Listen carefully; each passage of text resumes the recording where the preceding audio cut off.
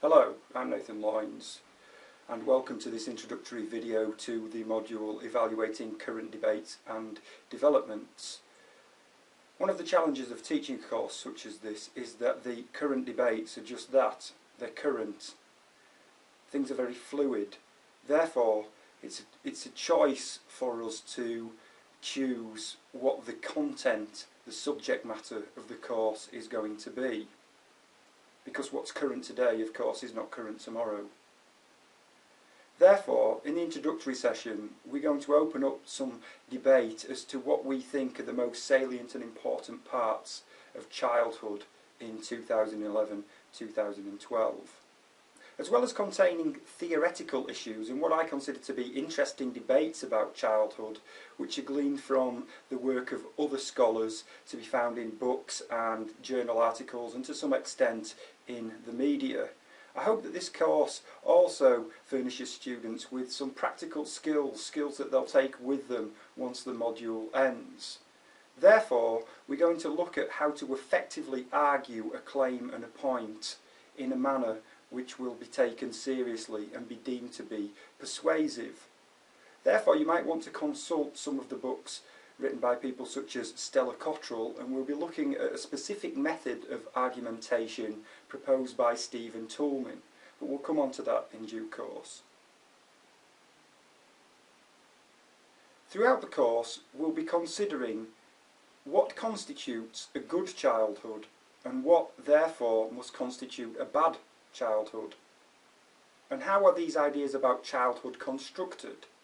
Are they universal? Are they objective? Or are they subjective? Furthermore, I'd like us to consider who decides what constitutes a good and therefore a bad childhood. Is it universal? Is it the whole of society that decides? Or is it certain social groups? Therefore, we'll be taking a sociological perspective in the study of childhood. We'll be looking at norms, values, and how these change over time. For example, what was deemed to be a good and healthy childhood 40 years ago does not seem to be the case today.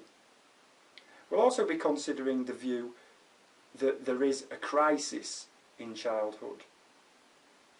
Is there really a crisis in childhood, or is this something that is being manipulated and proposed by the media?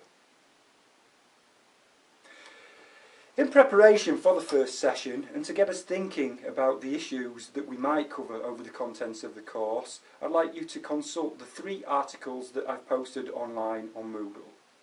The first one is a Daily Mail article from the 4th of October, which is entitled, "How Can Children Be So Evil?" Do you agree with the proposals made in the Daily Mail, as they're based on the views of a criminologist? Or is there something else going on in that article? The second article is a very short chapter from a book that I'll refer to a number of times, entitled A Good Childhood. And it's only, I think, 6 pages, entitled, "Is There a Problem?" Do you agree with this article, a chapter from an academic text? Finally, to give you some context as to the areas that we'll be studying, I'd like you to consider a small chapter, or rather a short chapter, in a Learning Matters text written by Will Coster, which is entitled Childhood in Crisis.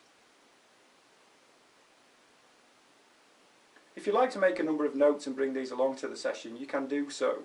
But as I say, in the first session, I want it to be more reflexive and for us to consider what we think as a good childhood and a bad childhood, and we'll begin to throw up some differences of opinion there, which will enable us to debate and to and fro the issues as they occur. So I hope that's been useful, and I look forward to meeting you all on the first session.